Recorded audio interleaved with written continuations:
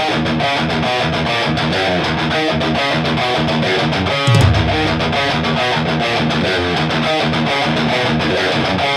are ready and waiting for you now. If it's a fight that you dare see, we've acquired our strength through pain. No more are we pathetic anyway. You are the reason why we claim that we've all become this way. And I regret this prison that I've created for myself. Hold me down strong. Understand where we both stand. She go alright, she go alright, she go alright, she go alright. Hold me down strong.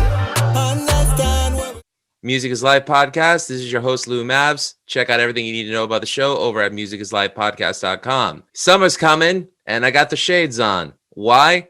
Because it's time for some summer music and summer good times. Restrictions are getting lifted, so that means it's time to go out to the beach and just have a good time. And since in most places it'll be legal, smoke it if you got it. Ooh, that's good weed. So I got a special guest tonight, a gentleman who is out of the realm of what I normally cover on the show. People know that I'm a guitar player. I play metal music. I love hardcore music. But the truth is, I just love good music. And I heard this gentleman's music as per recommendation from Mr. Tony Santana of Ma Music Collective, an extended member of the Ma Hit family. And he also has a bunch of singles right now. One of them is a song called Ride, which is a collaborative single with Ray Garrison. And I heard this track and I loved it. I thought it was awesome. And it's available on all streaming media platforms. Check it out. I will post a link on the bottom. I promise you, I will post it on the bottom. His family knows him as Mr. Marlon Borland. However, to you, he's BZ Bwai. BZ Bwai, you don't know. How you doing? Pretty good, man. Pretty good. Just right here, just getting off work, steady grinding, you know. Got the family going and the music going. Just been a lot of balancing going on over here. I hear that. I don't know how I balance work, full-time work, married life, daddy life, podcast life, but I'm all about that life. Which one? You pick. Yeah, I like to stay busy. You know, I don't mind, you know, just sitting there and just not doing nothing. I like to be doing stuff, you know, so everything it's good for me. Hey, that's good, man. Hey, you don't want to be idle. As I said before, Mr. Tony Santana, who I had on the show many moons ago, last month, he recommended BZ Bwai to me. And having grown up in the melting pot of Astoria, Queens that I did, you know, I grew up loving all music, whether it was American, whether it was European, whether it was Jamaican, whether it was Latino. As long as it's good, it meant something to me. And in the 90s, I remember dancehall and reggae meant a lot to me because of the Jamaican queen Patra. You remember her? Yeah, no, for sure. She's dope. Oh, my God. Pull up to the bumper. Oh, I know that's a Grace Jones song, but no, I know. As a 15-year-old lad, having seen that video for the first time, I was just like, I like Jamaican reggae. I like it. That's crazy. How old were you when you started liking rock music? Wait a minute. Are you interviewing me or am I interviewing you, right? Bro? right. So, I'm all interested in your story now. All right, real quick. I grew up the youngest of three. My oldest brother, Anthony, is 15 years older than me. My older brother, Mike, God rest his soul, was 12 years older than me.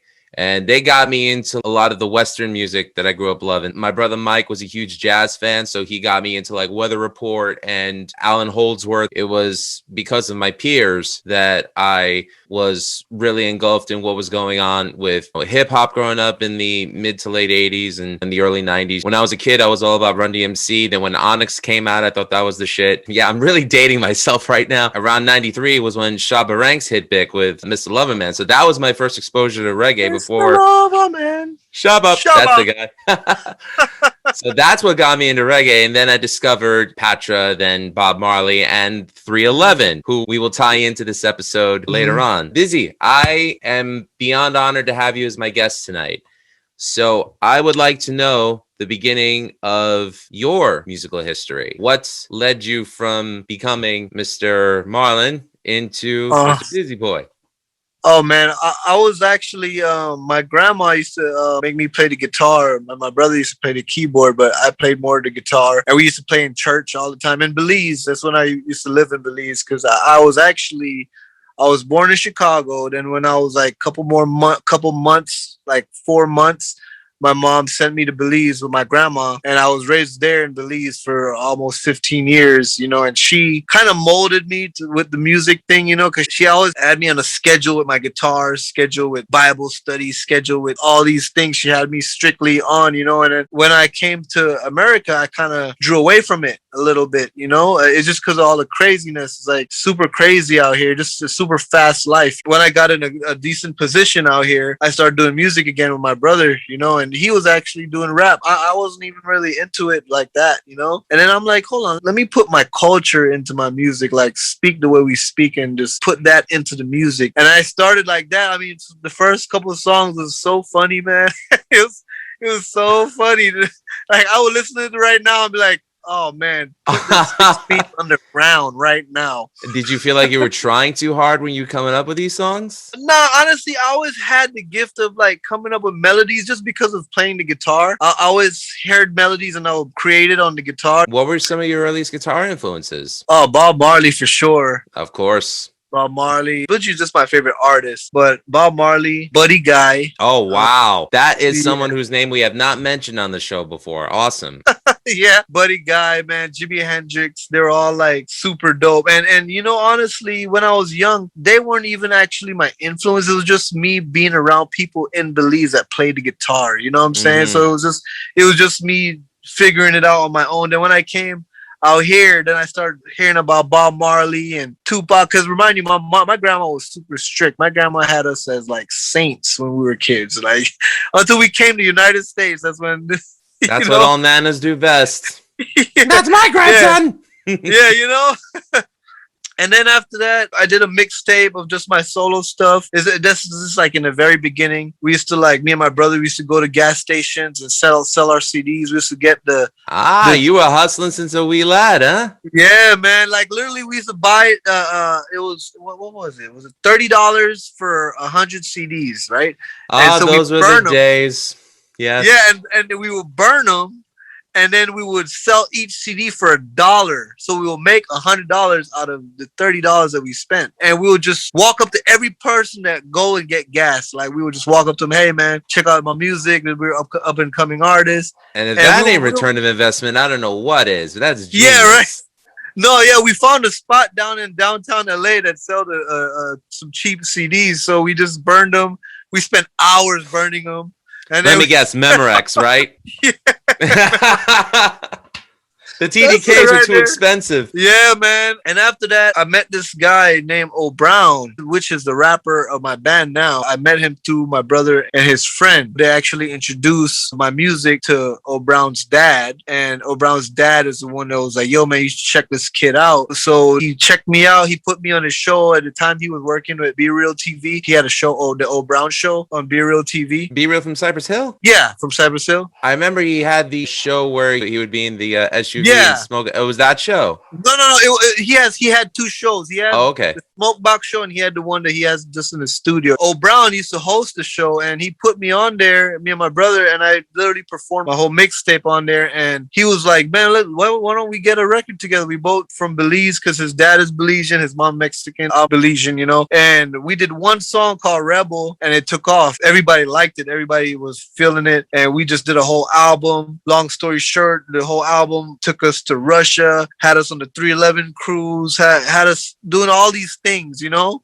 Mm-hmm. And I was also building it as an artist too, because when I was performing, I was barely figuring my voice out a lot, you know. And I feel a lot of my singing skills just came from just being on stage and figuring it out, you know. Like, that goes with anything. Absolutely. You learn to be a better showman the more you get it. You know, the band was more roots, like roots rock, hip hop. And I love dancehall music. So I started doing dancehall with my solo stuff, you know, like little feel good dancehall. If you don't mind me asking, around what year? For the Krooked Trees? When you were breaking out doing your dancehall stuff. My dancehall stuff, it was my first mixtape. I was already doing dancehall in a way, you know. My first ever mixtape. It was called "Here Comes the Boom." Don't ever research that mixtape.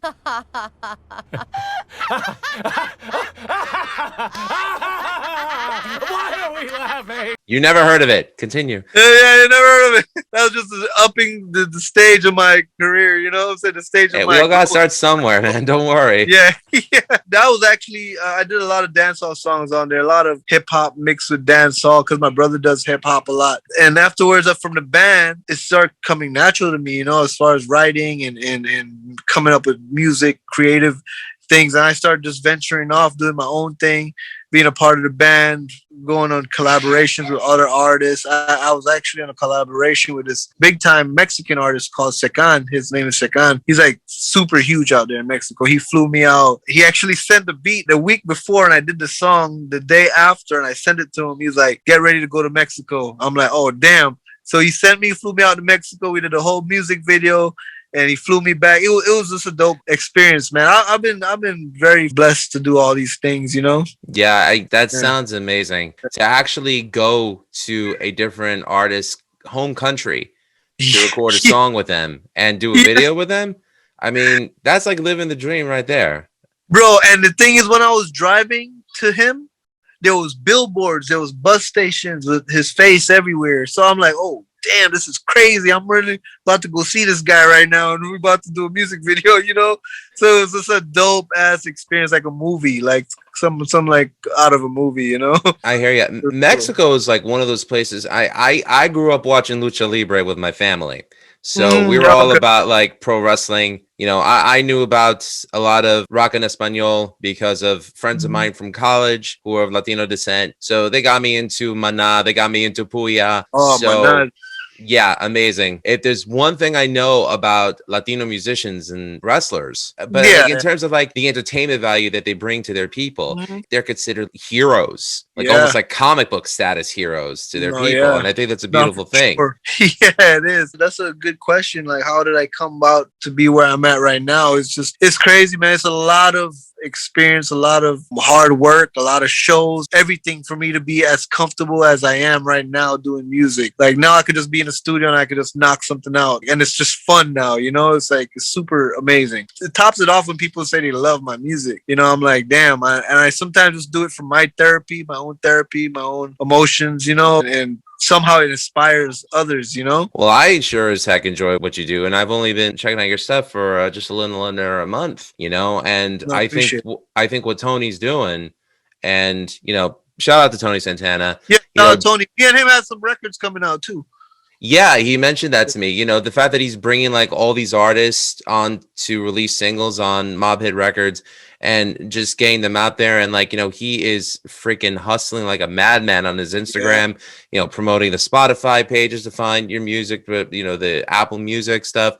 You know, he's working like a madman to make sure that everybody succeeds. And I'm just like, you know what? I mean, I feel and I hope that he's setting the blueprint for what the music industry eventually will do for people. He's uniting a lot of people, man. He's like a connector, you know, like he connects people and make things happen, you know. That's super dope. With Tony, me and Tony, we've been really cool. He's been like nothing but love, you know. He's like family, you know, like how you just like we just connected off him was dope, you know. Yeah, and you know, again, I shout out to Baby Ghost, by the way, because they were supposed to they were nice enough to jump on an interview with me last week. So, you know, Baby Ghost was the first artist from Mob Hit Records, and now I'm happy to have BZ on. And you know, and by the way, this is an invitation to everybody that's associated with Mob Hit. I'm shouting out to Vintage. I'm shouting out to Static Heads. I'm shouting out to Bad Fashion. I want you guys on the show. Okay. And chances are I won't be wearing sunglasses. So that's okay. You wearing sunglasses because it's a reggae artist on right now. Hey, you know, it's summer music, man. The 3 months of the summer are supposed to be the 3 happiest months of the year for people, you know. And what's better than music that makes your booty shake and get you wild and crazy? Right. That's true. That's very true. There was, you know, it's funny. There was one artist that I forgot to mention that really, for me, they bridged the gap for reggae and hardcore. Before 311, you know, mixed it with what they were doing, a band called the Bad Brains. I don't know if you're familiar with them at all. Bad Brains. They sound familiar. if I hear music, I'm probably gonna know. But damn. I'll recommend some stuff for you to listen to them. They Okay. on their first album, they have a song called "I Love Aja," great reggae song. But then you listen to the rest of the stuff, and it's link on IG. I definitely will. But then you listen to the rest of the stuff, and it's hardcore punk. Oh, what? Four Rastafarians from DC, the first ever hardcore punk band from America. That's interesting. I want to listen to that now. I will be glad to show you their music. Yeah, that's crazy. That's pretty interesting. Thank you for sharing your journey from there to here. So how many of the 311 cruises did you do? We did one, and we went to Russia twice. That must have been crazy. Man, that was crazy, bro. The thing is, people out there, they really cherish music, man. They because we go out there and they're like Ice Cube, Snoop Dogg, Mustang, California. Like they're in there. It's crazy how they look at it like it's the most amazing place in the world. You know what I'm saying? Like, it doesn't surprise me. If you knew how big hip hop culture was in Greece and Japan, you'd be like, "What?" Yeah, and I haven't even been there, and I've been to Russia, and there's everybody wearing Snoop Dogg shirts, Ice Cube shirts. They're huge fans of Ice Cube. Ice Cube actually, well, as far as what I saw when I was there, he was bigger than Snoop. Damn, that's hateful. Everywhere they had Ice Cube shirts. Like, he was the shit out there. Confession, I like Ice Cube more than I like Snoop. I love Ice Cube. People don't realize he has a lot of hits and a lot of no? So many collaborations that he's done in the past, you know, like probably my all-time favorite hip-hop collaboration, I would have to say, would be him and Dre, Natural Born Killers. Oh yeah, man. I mean, at the time that came out, I thought that was heavier than any metal song. And that's been in a lot of movies too. Yeah. Like that soundtrack, you know? That's pretty amazing. All good stuff. That's the beauty about like countries in Europe and Asia. It's not just one style that they love. I mean, they just love music. You could play a stadium there, like a whole like weekend festival gig. And if they love you, well, if they hate you, they'll throw, you know, stuff at you. We won't say what. No, but thank God they loved us, man, because we're still a band coming up right now. But I'm saying, like, we weren't the biggest band back then when we went to Russia, but we literally had to stay in that tent for like an hour, 2 hours, just signing autographs and taking pictures. Like, literally, these Russian kids just stood in line. There was a long old line, man. And we were just like feeling like we were rock stars. You know what I'm saying? It's so crazy. Did they give you any Solichnaya in between sets? No. No Solichnaya? No. Oh, boo. Boo. That's vodka, by the way. I wasn't going anywhere dirty with that. I don't know what you thought I was thinking. No, actually, some of my friends that was there, I tried to have a drink contest with these Russians, and you know what's funny? No, you don't want to do that. You don't want to do that. No, look, you know what's funny? My friends was winning, and I was like, bro, y'all better pretend y'all losing. Yeah, because that's what they're doing. Yeah, you know what I'm saying? And my friends, they're Mexicans too, you know what I'm saying? They could drink like a mother, they could drink like crazy too. Tolerance for cerveza is not the same as tolerance for vodka. It just isn't. Nah, no. It's crazy though, man. It was definitely a crazy experience, man. And I would never thought me from Belize, this small little country on the map, would be in Russia. Like I would have never thought that. You know, I'd have been in the Russian soil. What's the most amount of people you've performed in front of? Yeah, it was Russia. It was like 15,000, 10,000. That's probably insane. Yeah, it was one of the biggest, and it's crazy because the stage was so big. Like I wasn't used to performing on a big stage like that because it was huge. You know what I'm saying? Like you literally could run across, like sprint across the stage. You know, so I had to make sure I work every angle of the stage. It was crazy, man. It was what an experience. I'm going back right now. I've always loved performing in rock clubs, but if I had a stage like you did, I don't know what I would do with the space around me. I was trying to figure it out. I'm like, damn, this is a huge stage. And I didn't realize it until I was actually singing, performing. I'm like, holy shit, this shit is... Okay, I got to walk over there, walk over here, make sure I hit every angle of the stage. And I was all tired because it was so big, you know? One other track that you dropped in the last 3 months that I really enjoyed, and I'm actually shocked I'm going to say this. You did a track called Memories with Young Trip, which is technically a cover of a Maroon 5 song, right? Yeah, yeah. The reason why I say it's ironic that I like it is because I can't stand Maroon 5. But I heard your track and I was just like, oh, this I could listen to. Wow, that's crazy. I mean, it's been crazy because I've seen comments on the same like, man, like they said the same thing. Like, I don't dig Maroon 5, but I love this song. You did a better version. I'm like, man, this is yeah, I think I was one of them that said that. Probably. Oh man, it was funny though. I'm like, I surprised myself on that record. I literally recorded that record in my garage, bro, in a little mic, and I just sent the vocals over to my guy, and he made it sound the way it sounded. You know what I'm saying? Because the whole record was done in my garage, literally. What system do you use? At that time, I was so inspired, man. All I had was GarageBand. Nothing wrong with that. I record with GarageBand. And, yeah. You know, as long as you know someone who knows how to mix the track and master it, I mean, you know, they bring life to it. To make it sound, you know, bounce it solid with no effects. And that's all the guy my guy needs, you know, like Young Trip, he took care of it and he made it sound like amazing, you know? Yeah, I thoroughly enjoyed it. You know, it was a well done track. The video looked hot. It was great. I have such an affinity for the ocean. You know, just seeing, you know, the ocean and the sunset and the sand and everything. Trip out. We had to wake up at 5:30. It was in the morning. It was a sunrise. Oh, that was a sunrise? Oh, okay. Bro. You had me fooled. I had to wake up at 6. It was like 5:30. We got to the beach like around 6:30. So 7 o'clock, and the sand was ice cold. So when you see me there, bro, my toes felt like it was on cubes, like literally. I had to get off, like I was all comfortable there. Oh my goodness. Well, you know what? That's admirable. Suffer for your art. Good stuff. Yeah, right? I know.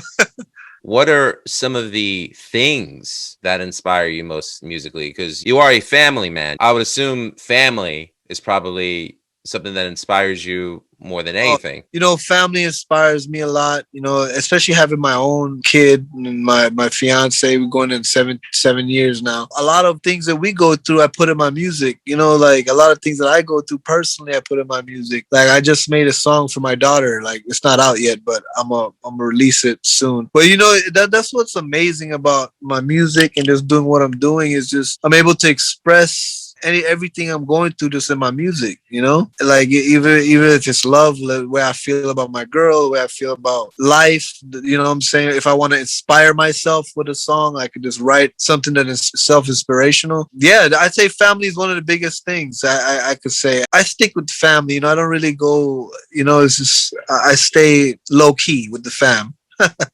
No, I think that's great, and it keeps you grounded and it keeps you focused. I hear what you're saying. I mean, I'm the father of a 2-year-old daughter myself. She's turning 3 in July. I did the gigging every weekend thing, and I kind of like being home, but you know, I think it's important for one to maintain their creativity and keep themselves open to new experiences and collaborating with others and just creating art. Like the hashtag of my show is that all art is valid. I don't talk politics. I don't try to persuade people to go one way or another. I'm just here to bring good music to everybody and just, you know, open people's eyes and minds and ears to things that, you know, disrupt the status quo, if you know what I mean, like, you know, stuff that you don't hear every day on your top 40 radio. So yeah, and I'm blessed to have a fiance that I have, you know, she's able to let me do what I'm doing, you know, and she's okay with that because I feel like, you know, like she understands and she believes in what I'm doing.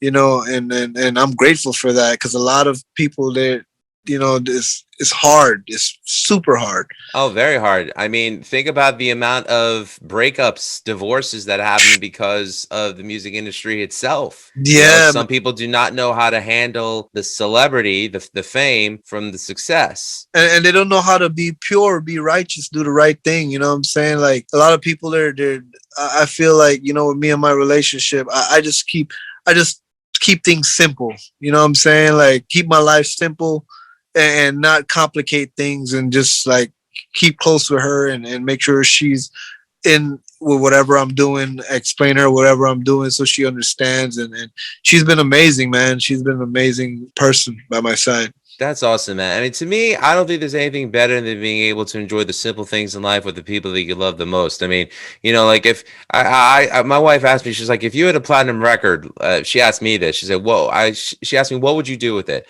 I said, "Well, I'd probably sell it, get all the money, get some nice grilling equipment, and invite my family and friends over." And she's like, "You wouldn't want to go party at the Playboy Mansion?" I'm like, "No, I want to invite my people. I want to invite, like." My high school is across the street from the Woodside Project. So I want to take all my friends that I grew up from the projects, bring them out to the suburbs and just have a big party, just be like, hey, my success is your success. Let's get together. To me, that means more than like, partying it up with, well, actually the Playboy Mansion, they ain't even around. Hugh Hefner's dead. What the hell am I talking about? That's still a good option right there. Man, I look at it this way. I love my family and I love my friends, and my friends are my family. So if I can't have them, I don't want anything.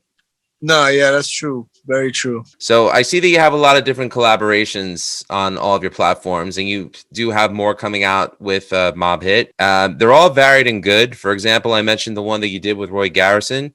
It sounds like a real club banger, and then you do the 180. You release the Memories track. So, is it important for you to include any and all influences in what you do? Like you mentioned before, what you were raised with, the fact that you study the guitar and practiced every day, and you still play it to this day, and you incorporate your music. How important is it to have those influences in your music, and how important is the collaborating aspect for you?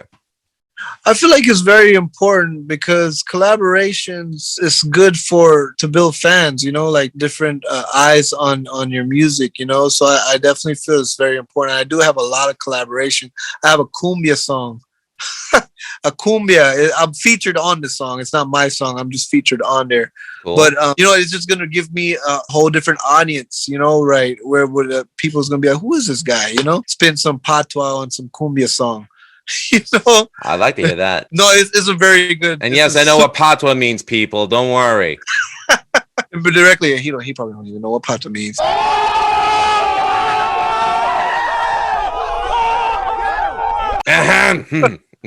Answer the question. No, but it's very important to me. It's very important, the whole collaboration thing. It seems to me like you take the best out of everything that you were raised with, and you kind of, as I put it into the proverbial blender, mix it up, throw it against the wall, and you see what sticks. That's exactly how it is, man. Life, and even since I was kids, I listened to everything like Mana. I listened to, don't make fun of me, guys, but I listened to Backstreet Boys when I was a kid.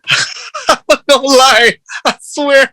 But I can't hate. I won't hate. Don't worry. I promise. No, but check it out. When I was a kid, I didn't listen to the words. I listened to the melodies. I was more attracted to melodies of records. You know what I'm saying? So yes. I would hear melodies and like, damn, that's a dope melody, and I'll hear the harmonies. And that's what was attracted to me. Like, it wasn't because, it's Backstreet Boys or, you know what I'm saying? I listened to, in Belize, they play jazz. They play everything out there. Belize is influence. Country music they even play in Belize, No people kidding? in Belize love. Yeah, no kidding. Wow. Yeah, but reggae, the biggest influence out there, but the radio will play everything out there, So when I was a kid in Belize, when you're going to school for lunch, you get to go home to have lunch. So every time I would go home, my grandma would be playing the radio, and how you call the saxophone guy? Oh, Kenny G. He would be playing like every time I come home for lunch. So I get all these influence, all these melodies. I feel like it's all balled up in one in my head, and I just release it onto my music after that, No, hey, I am a sucker for melody. And listen, all right, true confession time. When in 2005, Backstreet Boys song dropped. Now, you being a sucker for melody, so am I. When I grew up, I loved the band Def Leppard. I love the album Hysteria. That was supposed to be at the time the hard rock equivalent of Michael Jackson's Thriller, or at least, that's what they set out to do. 12 million copies is no joke. When I first heard the Backstreet Boys song Incomplete, I thought it was a Def Leppard or a Bryan Adams song. Before you even knew, you heard it and you thought it was. Yeah, and I actually told my wife, I said, wow, I really like the new Bryan Adams song. She's like, Louis, that's Backstreet Boys. I'm like, what the fuck? And then the next song came out, I Just Want You to Know. And I'm like, oh, now this is the new Def Leppard song. She said, no, that's Backstreet Boys again. I'm like, God damn it. So you do like Backstreet Boys? I'm not hating on them. Yeah, I love Backstreet Boys. And I only love it because it came on the radio when I was in Belize. Like Britney Spears. So I got an influence from every aspect of genre and music, you know? I think that's awesome. And I think that's important. It's funny, you talk about melody. I remember the first band whose melodies ever meant anything to me growing up, believe it or not, was Every Breath You Take by the Police. Oh, wow. That song is really dope. I love that song. Yeah. And I'm a huge Police fan. So when I went and discovered their back catalog, everything from like Roxanne, from their first album, Outlandos d'Amour, up until Synchronicity. And, again, just hearing how they threw all their influences into the proverbial blender. So you had punk, you had jazz, you had reggae, and, they were one of the bands that shaped me growing up. And it was just three of them. Yeah, crazy. Journey was another one that I loved too. Oh my God, yes. Yeah, Journey. Oh my gosh, dude. And it's crazy, man. I feel like it's dope. I feel like I'm glad that I tapped into all those stuff when I was a kid, because I feel like it helped me so much when I do music now. Like a beat could just come on and I'll figure a melody out right then and there. It doesn't take long, it doesn't take me long. I know what will fit into that beat. You know what I'm saying? Like, and the melody, Well, that's why I'm so grateful that I grew up not just loving, but being influenced by like funk and hip hop, because from there I learned about groove. I learned about the importance of the rhythm. I learned about the importance of, the bass with the drums and everything going over on top of that. And, I'm not going to lie, it influences how I write now. Like, No, yeah. I mean, I'm not saying that what I write is strictly hip hop influence. Like I said, it's just a mix of everything. And I think that's important. I remember speaking with Baby Ghost and us saying, it probably will come a day where it's just like music's just going to be, I guess you could say, it's going to be fluid to the point where it's like, you could hear everything in there at one point. Yeah. Because all of us were influenced by everything growing up. And think about how much exposure we had, not just by what we saw on MTV or heard on the radio, but by our peers. Yeah. And sometimes I try to tap out.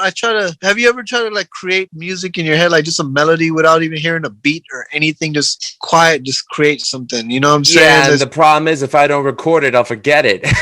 Yeah, I know. That's why I have a little voice thing on my phone, so I just keep that on there. So every time, even when I record, I make sure I record it on my voice recorder, so because I hate when I find a dope melody, man, and you just lose it completely, I hear you, but unfortunately for me, I'm a guitar player, so I can't carry one around with me. Otherwise, I'd end up hitting somebody in the head with the headstock. So, and I will. They'll be like, Louis, what? Ow! I don't need that in my life. I don't need a lawsuit.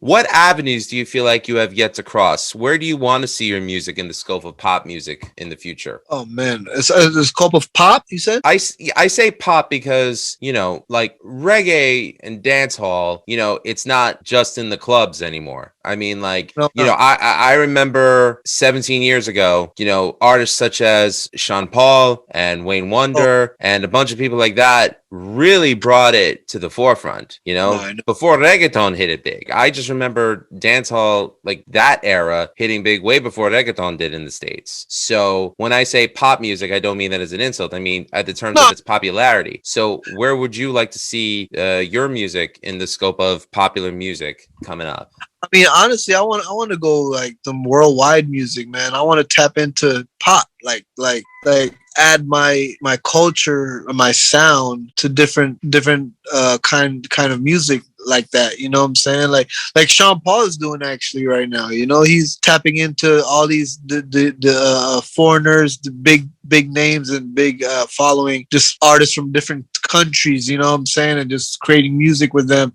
Good music, like feel good music, dance music. Like I want to make it all, man. Like, I really do. Like once the beat is on, I'm just start creating, Would you ever do a collaboration with an Armin van Buuren or a David Guetta if it came across your way? I would, yeah. I would do some jazz music, bro. Oh, now you're talking my language. I love jazz, man, All right. Yo, if I come up with something, Send it. and if you think you can do something, let's collaborate. Absolutely. Ladies and gentlemen, the first ever agreement between Music is Life and Mob Hit Records. Good shit. Hey, bro, I don't think nobody, if you could tap into some jazz, dance hallish, even if it's just jazz, I feel like I could get down to anything. You know what I'm saying? Like even with the cumbia song that my guy sent me, like I'm like, what the hell? How the hell I'm gonna just do me, you know? And surprisingly, it sounded super dope, you know. So I can't wait for people to hear it because my verse is the last verse, and people is gonna be like, what the hell? Because usually cumbia is strictly Spanish, you know. Well, I'll tell you what I'll do. I'll get on the guitar. I'll throw it into GarageBand, and I'll throw some ideas your way. You know, like No. I have your email address, so you know, if you like it, let me know. If you think something works, but it just needs some tweaking, let me know. But I'm looking forward to this. I am too. All right. It's so dope. I'm telling you. That would be dope. Absolutely. So how did the association with Mob Hit Records come along? Actually, I met Tony Santana. Santana. Bring the truth, baby. I met him on a 311 cruise, man. And honestly, I was passing by on the boat and I seen him performing, and I walk in there and he looks at me. He tells me to get on stage. Like, you know what I'm saying? I'm like, oh shit, I'm about to get.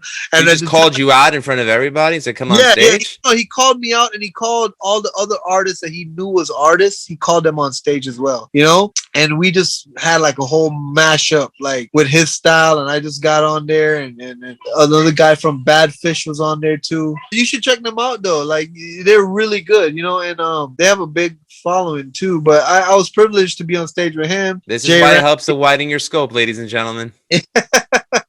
No, man, and honestly, it triggered it off from the 311 cruise, you know? And when we came back, he was in LA as well. I think he was going back and forth from New York to LA, you know, and I always knew he knew he was an amazing guitarist, you know. Tony's amazing, yeah. Yeah, we never after that, we never spoke, but we always kept in contact, you know what I'm saying? For some reason, we always kept in contact, and he always came to my shows. He was always showing love, you know what I'm saying? And he always said, man, let's get a record together. We finally got in there and got a couple records. He's kind of like Batman, you know, like he comes when you need him.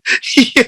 I mean, that guy's a genius, bro. Like, I feel like, damn, he's such a genius when it comes to making music, bro. Like, just to see him do his thing, like, watch him do it, it's an amazing thing, you know? It really is, because he just comes out of scratch, just creates something, and he jumps on the guitar, he jumps on the bass, he jumps on the drums, and it's like, damn, this guy is something else. Seriously, I mean, one time we were playing guitars, electric guitars that were not even plugged in, and we just started jamming. And we were backyard at a barbecue at a family party, and you know, people are just like, "Where are the amps?" We're like, "Well, we don't need amps. We're just jamming. We're just having a good time." That sounds like J. Randy. We don't need that shit. Yeah, kill it right here, right now. We killed it all right. Yeah, I'm beyond proud of him, especially for everything he's accomplished, and I'm so happy that he's bringing, you know, people that the mainstream are ignoring and giving them a platform for them to you know, promote their art and everything. I think it's wonderful. Yeah, I think for me, man, I tend to just try to enjoy making music and try to think of it as a job, you know, like, and I feel like that's when it comes longevity, you know.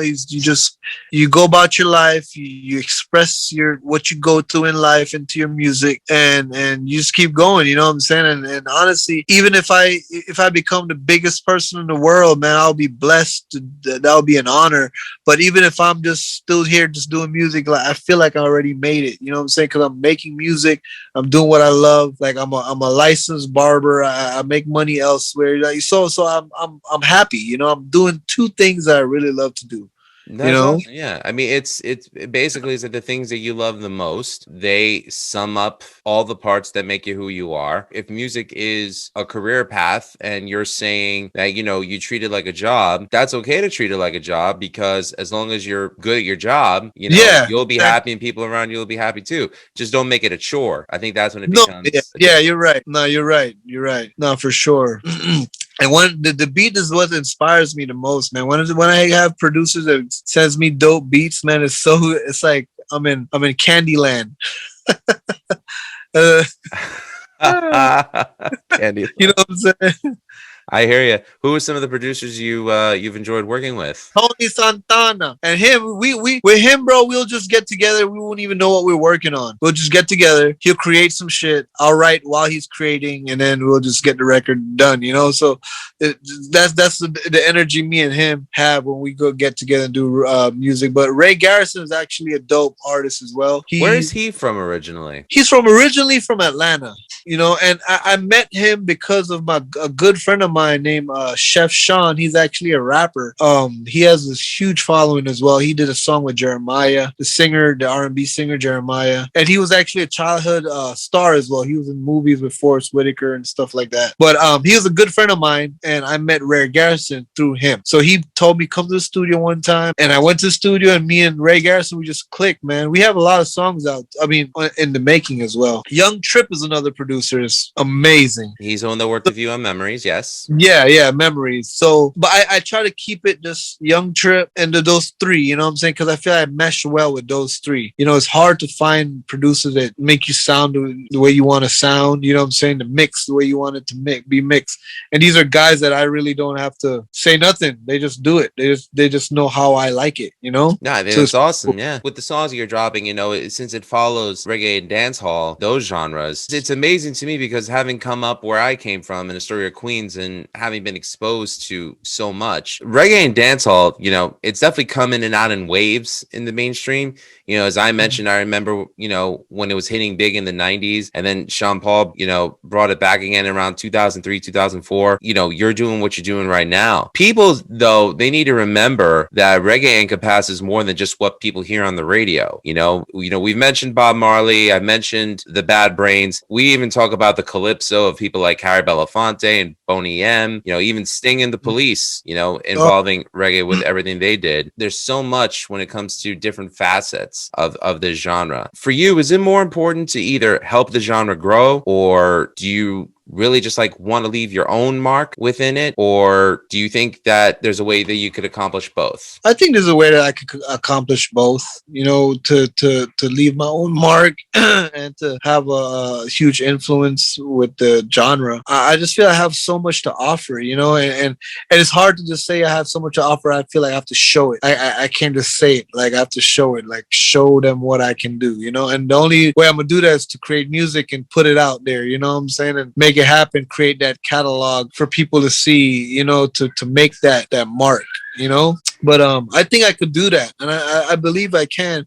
With the work ethic I have, with the family support I have, one of these days it's gonna hit. Something's gonna hit. I just get this, you know. Well, I wish that for you, because listen, I mean, this is our first meeting. You know, we've messaged each other via email and via Instagram. You know, I thought you were a nice guy. As you know, we the more we spoke, and I feel like this interview, this chit chat between the two of us, you won me over. I really wish all the best for everything that you do: family life, work life, music life. Music is life, and you know, and I love what you're putting out there. I mean, it took me 2 songs of yours to say, you know what, I really like what this guy's doing, and I'm really grateful and honored that you came onto the show today. Thank you so much. Likewise. Thank you for having me, man. It was an honor to be on the show as well. Last question: who is your dream collaboration? Damn. Come on. You could say me. It's all right. No, just kidding. We're gonna have one soon, so it's gonna happen. I'm looking forward to it. But who is someone you would love to collaborate with? Damn. Hopefully, whoever it is, they're watching this and they'll be like, "Give me his number." No, you know who? Do you really love me underneath it all? What's that girl's name? Oh, Gwen Stefani of No Doubt. Yeah. You know, that would be fire. I think that would be hot. I think that would be great. I think them and Outkast. I think I'll do some dope stuff with Outkast. I didn't want to just say the typical Sean Paul, Damian Marley. You know what I'm saying? I didn't want to say the typical, like, because those I would love to have features with those guys. But like, just to be out the box, I think Gwen Stefani and have a dope record with Outkast, but some type of reggae funk something. You know what I'm saying? That would be hot. And big shout out to Damian Marley. I forgot when Welcome to Jamrock came out, I was digging that track like crazy. Oh, that was on repeat for me. And then the year later, Modest Yahoo came out. I'm like, a Hasidic Jewish man doing reggae? But he You know was what's good. He was No, good. you know what's a trip, man? Matisyahu, he's good people's man. I was in Russia with him. I was actually had breakfast with him in Russia. Him and his Really? base, yeah. Does he And eat kosher? I didn't even notice. I didn't even know what he's eating. All I know was Matisyahu. You know what I'm saying? Right there. But Dude, King he was Without a so- Crown was no joke. I'm not kidding. Yeah, we were backstage, and this kid walks up to him and gives him a shirt, right? And right when he was about to, Matisyahu, it was weird because Matisyahu, he was with his dirty shoes, no lace on the shoes, tongue is out, and he's walking around Russia like that, right? So I'm like, what the fuck? This guy is crazy. No, but he gets What kind on. of fashion statement is that? Oh, that's all. I'm like, what the hell? I was tripping. But he gets on stage and he puts on the little kid's shirt right before he gets on stage. So I thought I was really cool, man.